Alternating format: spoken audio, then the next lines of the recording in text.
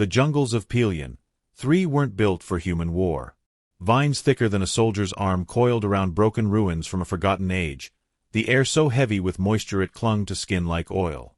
But somewhere in that green silence, eyes watched the sky. Sergeant Ilara Voss lay prone on a moss-slick ledge, the barrel of her scope-augmented M23 silently extending beyond the foliage. She hadn't moved in 2 hours, save for the slow, deliberate blinks that kept sweat from burning into her eyes. Her spotter, Ramirez, crouched 2 meters behind, blending into the brush with chameleon mesh and quiet breathing.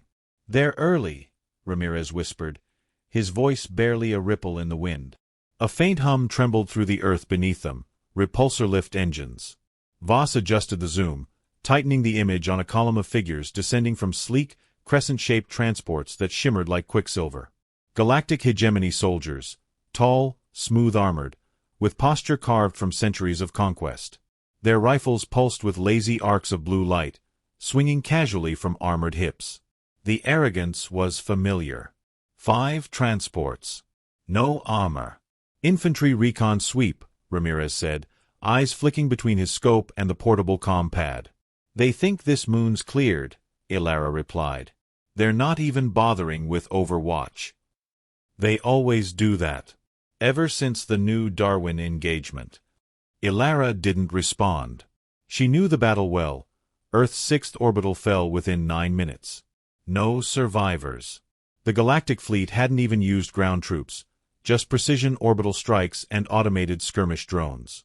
That was how the war had gone. Earth forces routed, retreating to secondary colonies like Pelion 3, clinging to jungle moons and gas station outposts, fighting wars not to win, but to delay.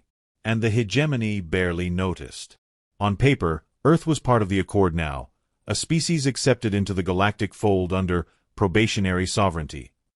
In reality, humanity had stepped onto the galactic stage and found itself irrelevant. Outgunned, outdated, underestimated. Especially the snipers. Ilara's unit, Bravo 9 Recon, had been stationed here for 6 weeks. Their orders were to observe, log enemy movement, and avoid engagement unless provoked. Provoked was vague, intentionally so. Earth High Command hadn't sent them here to win. They were chess pieces on a board the aliens already dominated. Through the scope, Ilara watched one of the alien officers, taller than the rest, armor embossed with red sigils, gesture toward the ruins of a nearby human settlement. 20 kilometers southeast. Voss had been there last month. A few dozen civilians, most farmers and hydro-engineers. Not military. She tightened her jaw. The officer turned, speaking to a subordinate, then laughed. The sound, carried on a translator node, was thin and theatrical. Performance, not amusement. The rest joined in. "They're going to torch it," Ramirez said, adjusting his position slightly. "No scanners. No drones. They think we're gone." "We might as well be," Voss muttered. Her calm crackled to life. Static, then a voice, sharp, clipped, and cold. "Bravo 9, this is command. Report status." Voss clicked on her mic. "This is Voss. We have visual confirmation of 5 hegemony transports, deploying infantry near grid Kilo 7. No heavy support. Officer class present. Hold position. Do not engage." Ilara hesitated. "Sir, they're headed for an unarmed settlement." "Affirmative. Observation only. Orders stand." The line went dead. Ramirez snorted. Command scared to poke the beast. "They're not wrong," she replied. In the early weeks, Earth's retaliation had been fierce. Guerrilla squads, EMP traps, cloaked mines. For every victory, the hegemony responded with scorched Earth tactics and orbital glassing. Civilian colonies were wiped in retaliation for sniper strikes. Earth had learned, survive quietly, or don't survive at all. But Voss had never been good at quiet. She shifted slightly, her left arm tingling from lack of blood flow. She tracked the officer again. He was speaking to a small holographic field map, designating targets. Another laugh. Another dismissive wave of the hand. Her scope centered on the alien's faceplate. "Voss, Ramirez said softly. I know that look. She said nothing. I've seen it before. New Sapporo. You took the shot, and they wiped half the plateau. That was different. Was it? A long silence. The soldiers below moved with unearned ease. They walked without cover, leaned on their weapons, glanced around only out of habit. They had never feared Earth snipers. Primitive, slow, unarmored. Hegemony armor was said to resist small arms fire. Said to. Ilara's hand hovered over the trigger. Target, 250 meters. Crosswind negligible, Ramirez murmured. Still time to call it in. We already did. Voss exhaled. A long, deliberate breath. Then stood down. She let her rifle sink into the moss, her eyes closing as if to shut out the frustration building inside her like a pressure charge. Let's move. Back to Rally Point Echo. They ghosted through the jungle in near silence, boots pressing into moss with practiced care. The silence was broken only by the occasional chirp of an artificial bird, biosensors placed by Earth Scouts to warn of motion. 15 minutes later, they regrouped with the rest of Bravo 9. 6 soldiers, lean and tired. Lieutenant Vren, their squad lead, nodded at their arrival. Same orders? She asked. Ilara nodded. Observe. Report. No engagement. Vren sighed. And I suppose Command also told us to pretend we didn't hear the orbital report from yesterday? The team looked around. No one spoke. Ilara broke the silence. What happened yesterday? Colony at Delta Ridge. Vaporized. 300 civilians. No military presence. They never reported it, Ramirez said. They didn't need to, Vren replied. Official line is sabotage. Unstable fuel reserves. Plausible deniability. A long pause stretched out between them. Cowards, muttered Saito, the youngest of the group. Why do we even bother? Because if we're not here, Vren said, they'll do worse. And no one will know. That night, they bivouacked in an overgrown cave beneath the ridge. The comms were silent. No orders. No new intel. Just the damp breath of Pelion 3 rising from the jungle floor. Ilara couldn't sleep. She lay on her back, staring at the stone ceiling, listening to the insects buzz faintly outside. You ever think they're right? Ramirez asked beside her. About what? That we don't matter. That Earth doesn't belong in their war. She turned her head. No. I think we matter too much. That's why they're scared of us. Scared. Not of our weapons. Of what we might become. He considered that. We'll never catch up. We don't have to. We just have to survive long enough for them to realize they're not invincible. Morning broke with mist and heat. The hegemony patrols resumed. They passed within 50 meters of the ridge but didn't look up once. Arrogance made them blind. Midday, Voss returned to her perch. Through her scope, she saw the village, still untouched. But now, alien engineers were planting charges. The officer was back, overseeing it all. Casual. Bored. 2 human children ran across the settlement square, chased by a third. Laughing. Oblivious. Voss lowered her scope. The comm crackled again. Bravo 9. Command. New priority objective. Relocate to Sector 9. Avoid contact. Repeat. Avoid contact. She stared through the leaves. They're going to destroy that village, she said aloud. Orders are clear, Vren responded over squad comm, evade. Relocate. I'm not relocating, Voss said. Voss. I'll go dark. No comms. You won't be implicated. Don't be a hero. She didn't respond. Just turned off her mic. Back in position, her breath slowed. Her fingers found the grooves on her rifle stock, worn smooth from repetition. Through the scope, she centered on the officer again. One shot. Center mass. Maybe the armor would hold. Maybe it wouldn't. But he'd hear it. He'd know someone dared. Ramirez knelt beside her. Are we doing this? I am. I'll stay. Go. You've got family back on Luna. I had family. Past tense. They were on New Darwin. She nodded once. Below, the aliens began evacuating the villagers, herding them toward the center square. The charges were in place. 20 minutes, maybe less. Ilara took a breath. The jungle fell silent. Even the birds stopped chirping. She adjusted for wind, temperature, humidity. Through the scope, the officer raised one arm. The villagers screamed. Ilara pulled the trigger. The shot cracked through the jungle like a whip, high and sharp and unmistakable. 1 second, the Galactic officer was giving an order. The next, he was on the ground, helmet split open like a peeled fruit, his red-trimmed armor soaking in the dust and blood of command. The square below exploded into chaos. Alien soldiers scrambled, shouting in clipped tones, their translator nodes garbling overlapping orders. Some ducked behind debris.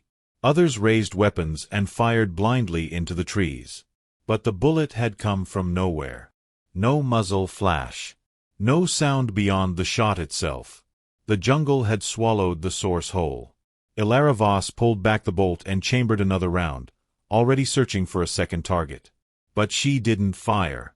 Not yet. Her breath was steady, fingers light on the trigger, gaze sweeping methodically across the alien formation. The officer's death had stunned them, but the moment wouldn't last. They would adapt. They always did. Still, there was power in that pause, the second before they remembered their training, when fear cracked through arrogance and planted its seed. Beside her, Ramirez grinned behind his visor.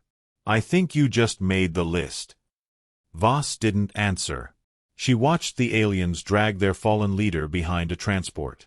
The villagers, momentarily forgotten, huddled in the square under the shadow of a half-finished monument, hegemony propaganda carved into stone, unreadable to human eyes. Then the panic shifted. Half the soldiers redirected their attention toward the humans. The other half scanned the tree line, weapons twitching toward movement that wasn't there. No one gave a single unified order. The chain of command had cracked. One shot had done that. Ramirez tapped her shoulder. We move. They'll carpet bomb the ridge. She didn't argue. They slipped into the foliage, moving low and fast. Behind them, the square descended into violence. Shouted commands, the high-pitched whine of aerial drones spinning up, the first heavy thud of impact rounds slamming into the cliffside. Rocks split. Trees exploded into splinters. But the snipers were already ghosts. Bravo 9 regrouped in a dry riverbed 20 minutes later, soaked in sweat, covered in mud and moss. Voss arrived last. Vren stood waiting, arms crossed, helmet clipped to her belt. You disobeyed direct orders, she said. I stopped a massacre, Voss replied, voice calm. And started a war we weren't prepared to fight. The war started the day they landed. Saito stepped forward, rifle still slung across his back. They were lighting charges. I saw them. Whole place rigged. She wasn't lying. She's never lying, Ramirez added. Vren's jaw tensed. She looked at the others. No one contradicted them. She sighed, wiping sweat from her brow. Command won't care. They'll make us ghosts. No records. No extraction. No reinforcement. Then nothing's changed, Voss said. We were ghosts the moment we landed. The silence between them hardened like cooling steel. Then Vren turned and gestured for the squad to move. We shift to grid Theta 12. High ground. Better lines. But Voss, she turned back, if this gets us all killed, I'll make sure you know it before I die. Understood. They hiked through the next 2 hours in silence, navigating the jungle's tangle of rot-vined canopies and damp, oxygen-rich air. The humidity clawed at their lungs, but no one complained. The shot had changed something. They all felt it. For the first time since deployment, they weren't just hiding. They were fighting. From the ridge at Theta 12, the view stretched for kilometers, hills etched with ruins and alien prefab outposts glowing pale blue under the late afternoon sun. Smoke drifted from the direction of the village, rising in slow, spiraling columns. It was unclear if the settlement had been spared. But the hegemony wouldn't forget. There would be retaliation. Ilara knew that much. She crouched behind an outcrop, polishing the barrel of her rifle with a scrap of cloth. Her fingers were precise, almost gentle. The weapon wasn't just a tool, it was a declaration. With it, she had spoken a truth the hegemony had refused to hear. "Do you think they'll hunt us now?" Saito asked quietly, sitting nearby. "They won't just hunt us," Ilara said. "They'll study us. They'll want to know how one primitive, under-armored sniper cracked their chain of command with a single bullet." Saito nodded slowly. "Then what?" "Then they'll do what they always do. Overcompensate. Burn everything." Ramirez approached, slapping a fresh charge pack into his sidearm. "Command tried to reroute us again. They don't know you fired the shot, but they know someone did. They'll know soon enough. They're asking for an official report. Details. Let them wonder." "Voss," Ramirez said, his voice lowering, "you opened the door. Just be ready for what walks through." "I am." That night, they fortified the ridge as best they could. Tripwire charges. Chaff traps. They ran silent comms, feeding only encrypted pings through their system. Above them, the stars pulsed faintly through the haze. No satellites, no orbital cover.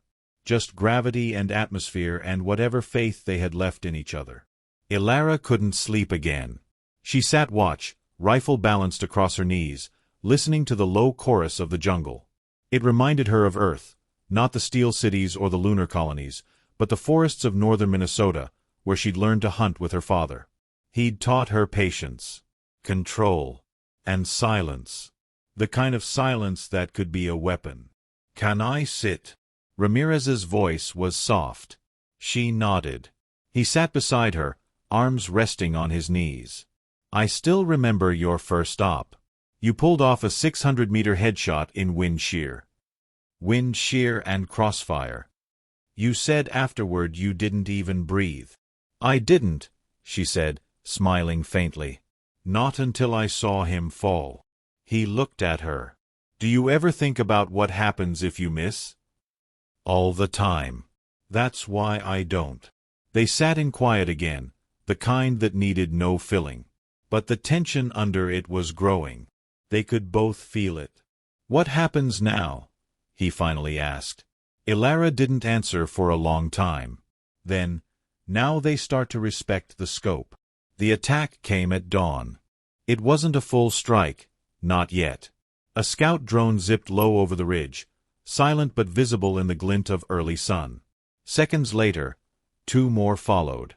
One clipped a tripwire and vanished in a cloud of shrapnel. The others scattered, sending back incomplete images. Ilara snapped her rifle into place and watched. The drones didn't return. But something had changed. The jungle was too quiet. No birds.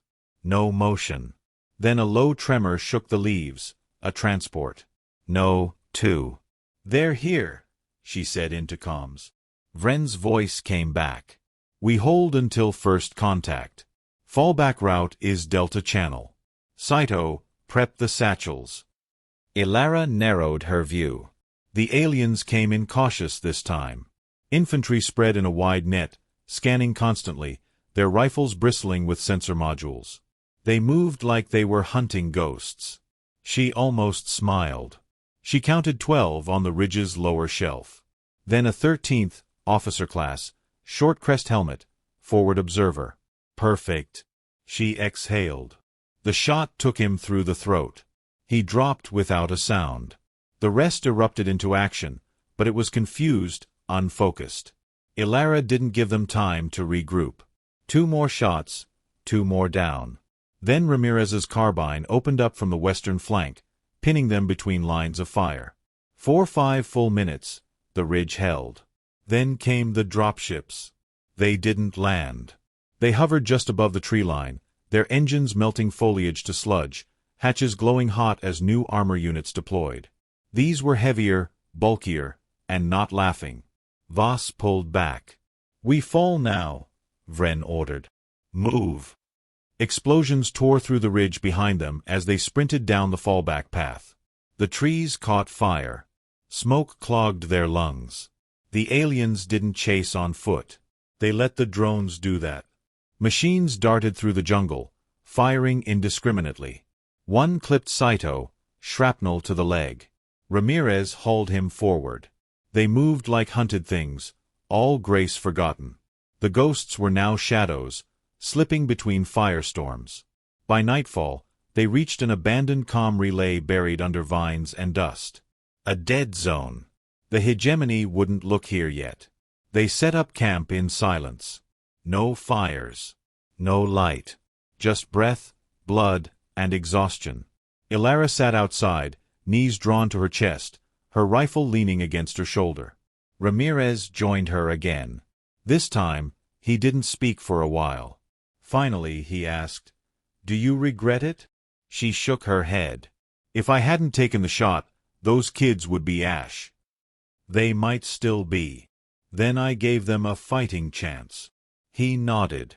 "That shot started something. Good. They're going to escalate." "They already did." He looked at her, long and hard. "You understand that you didn't just kill a commander. You wounded their myth." Ilara smiled faintly. "That's all snipers do." They sat together, the night around them thick with unseen danger. Far above, unseen by either of them, the stars shifted. Orbiting ships redirected. Orders were changed. Protocols rewritten. The hegemony was a machine, but even machines learned. And somewhere in its cold memory banks, the name Ilara Voss had just been etched in red. Ilara Voss moved like a shadow through the ravine. Rain poured in sheets from the canopy above, drumming against armor and moss-covered stone. She didn't flinch. Bravo, 9 had learned to let the jungle hide them, to use it not just for cover, but for control. They had been running for 2 days. The comm relay had been compromised within hours. A single passive scan from a hegemony drone had picked up residual heat signatures, and within 30 minutes, artillery strikes had turned the area into cratered mud. Saito had nearly died from blood loss before Vren cauterized his leg with a field torch. No one said it aloud, but they all knew the truth. They weren't running from a patrol anymore. They were running from a response. Hegemony protocol dictated overkill when their authority was challenged. And a sniper bullet through an officer's throat wasn't just a challenge, it was sacrilege. The Empire didn't fear bullets. It feared ideas. And Voss had just planted one. She paused on the ridge, motioning for the others to take cover beneath a fallen arch of blackstone. Ramirez climbed up beside her, scanning the valley through his scope. "Transport trail," he said, voice low. "Burn marks. Recent. 3 hours, maybe less." "Recon team?" she asked. "Or forward detachment? Same discipline. Same objective." "Us." Vren joined them, face grim. "Sato's stable. Barely. We need to find shelter, somewhere deep enough they can't just glass it."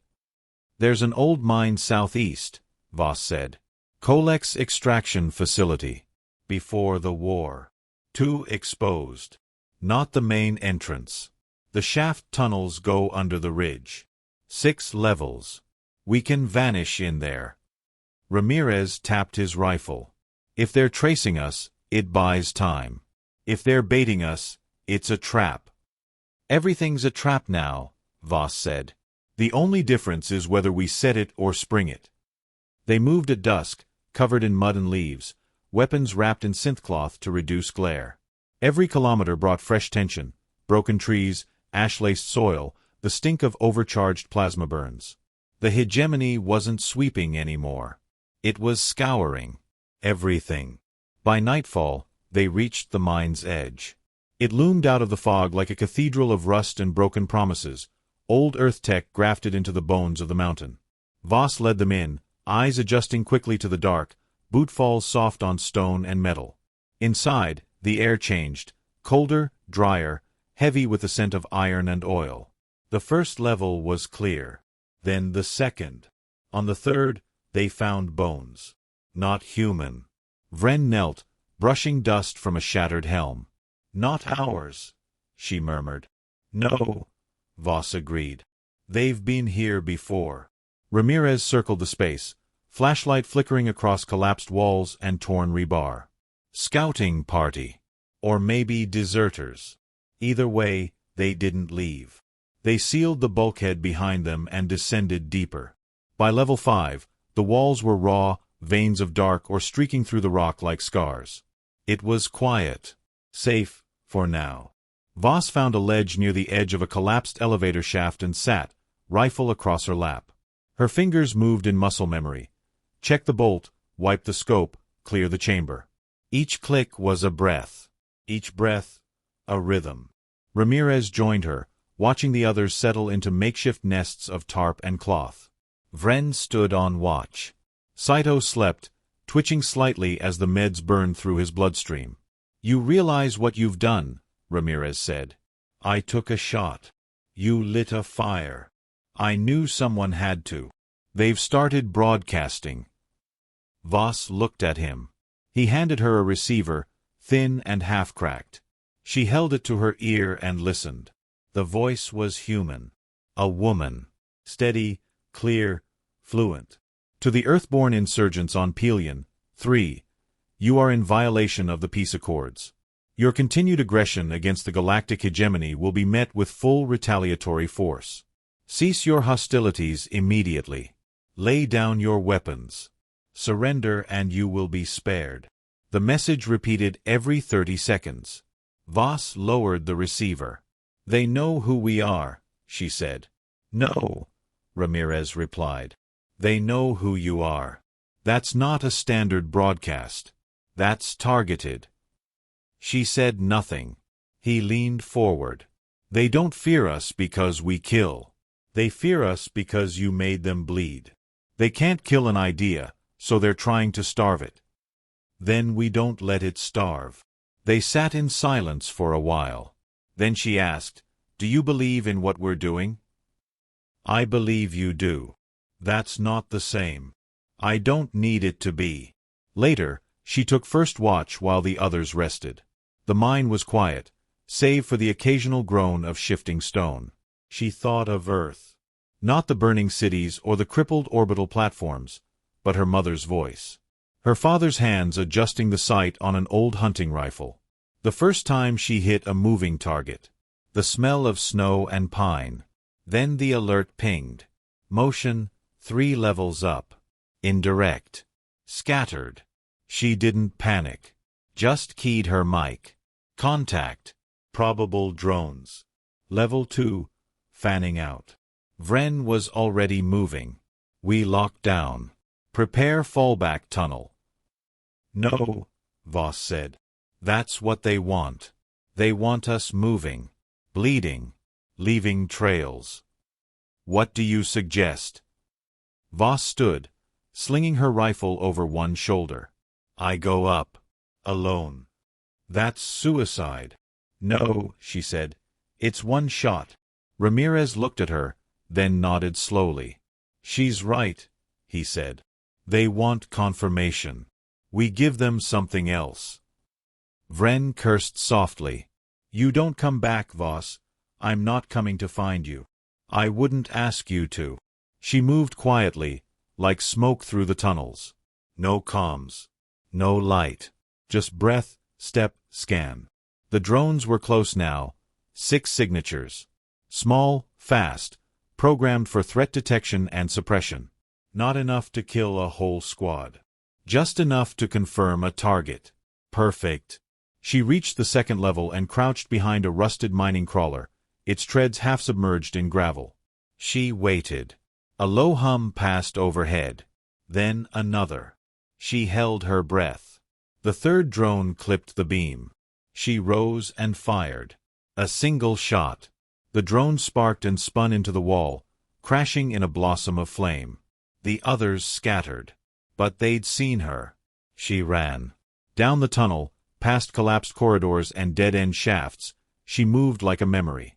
The drones followed, quick, relentless, precise. But they weren't here to kill. They were here to mark. She reached the extraction shaft, tossed a flare down the hole, and slid behind a bulkhead just as the first drone came around the bend. She didn't shoot. She waited.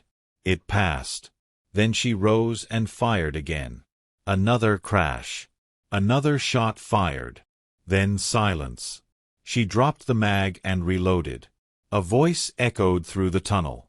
Not translated. Not artificial. Hegemony, but spoken in her language. You cannot win. She turned, slowly. A figure stood beyond the light, taller than human, plated in dark chrome armor marked with silver glyphs. It wasn't a scout. Not a soldier. This one watched. You're the sniper, the alien said. You're the one they sent to stop me? No, it said, stepping closer. I'm the one they sent to understand you. Voss raised her rifle. I already know what I need. Do you? Its head tilted, bird-like. One shot. That's all it took to change everything. Why? She kept her rifle steady. Because you made a mistake, she said. The alien did not laugh. Its voice remained cold, curious. And what mistake was that? You thought we'd never shoot back. She fired. The shot echoed through the mine like the crack of a god's forged whip. The alien's head snapped back, and for a moment, time fractured, splinters of sound, memory, and breath suspended in the stale underground air. Then the figure dropped. Not fast. Not hard. Just silently, as though gravity was paying a final respect to a worthy adversary. Ilara Voss lowered her rifle. The heat of the moment had passed, but not the cost. She approached the fallen figure, boots crunching softly over gravel and dust. The chrome armor bore no insignia, just those silver glyphs, now spattered with blood that shimmered faintly under her flashlight. Not the blue-white plasma burns common among hegemony tech troops. No synthetic fluids. It was real blood, darker than human, but thick, arterial. He had been alive. Fully. She knelt beside him, her breath shallow. His eyes, yes, they were still open, were gray and steady, no longer blinking but locked in the final flicker of understanding. Not fear. Not hate. Just recognition. You thought we'd never shoot back. She stood and turned away. The mine was no longer silent. Movement echoed through its labyrinthine levels, the sound of systems rebooting, of pressure doors cycling, of life reclaiming space abandoned too long. They would come. She activated comms. Voss to Bravo 9.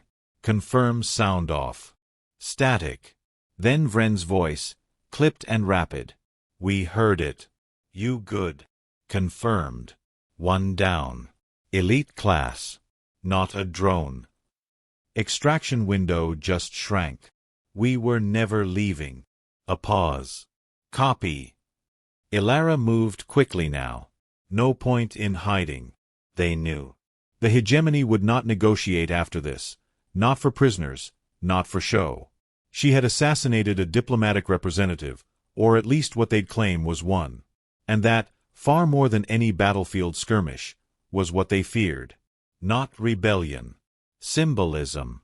By the time she reached level 5, the rest of the squad was armed and ready. Ramirez looked at her like he was reading a headline written across her face. You did it again, didn't you? He asked, not accusing. Just tired. I had to. You always do. Saito was awake, pale and sweating, but alert. He gave her a weak thumbs up. Vren paced nearby, listening to a burst of intercepted chatter. They're mobilizing, she said. Orbital scan just painted this sector. We're looking at a full wipe. Burnout protocol. They won't even enter. They're going to vaporize the mountain, Ramirez translated. Ilara looked at the cavern ceiling. We can't outrun it. No, Vren said, but we can outlast it. She tossed down a roll of ancient schematics she'd scavenged from the mine's mainframe. There's a flood shaft on level 7. Emergency containment tunnel. Old human design. If we breach the last support wall, we drop into the aquifer network. That might be deep enough. Ramirez stared at the map. That's a might, not a plan. Voss crouched beside the chart. We don't have time for guarantees. We breach, we drop, we pray. It's cleaner than the alternative. I hate praying, Vren muttered. Let's move. They descended quickly. No chatter. Every motion honed by desperation. The 7th level was barely stable. Support beams cracked and bowed, walls wet with condensation and time. The flood shaft was sealed with a rusted pressure hatch, red warning glyphs faded but still legible. Saito hacked the panel. Sparks flew. Nothing budged. I can't override it, he said. Too deep in lockdown. Voss raised her rifle and fired point-blank into the locking mechanism. The bolt ricocheted once, then the wheel clicked and spun with a groan. They heaved it open and stepped into darkness. The shaft fell for at least 40 meters before opening into a cavity. It smelled like minerals and algae. Voss scanned it. Deep enough, she said. Ramirez lowered the harness rope. Not going to lie, this feels suicidal. Better than a plasma storm. One by one, they descended. Vren went first, vanishing into the gloom. Then Ramirez, steadying Sato's rig. When it was Alara's turn, she paused at the lip, looking back at the corridor they'd come from. She imagined footsteps behind her, hegemony troops arriving too late, staring down a blood trail and wondering who had escaped. She dropped. The water was cold, chest deep, but the walls held. No cave-ins. No crushing pressure. Just rock and silence. The aquifer tunnel branched north, old guide lights flickering to life as they splashed through. Time dissolved. Somewhere above, the sky ignited. They heard it first, a low rumble, the kind that starts behind the ribs and climbs the spine. Then the light. Even from hundreds of meters underground, the blast found cracks in chimneys, washing everything in hellish white for one blinding instant. Then it was gone. Saito coughed. That was close. Ramirez exhaled. That was precision.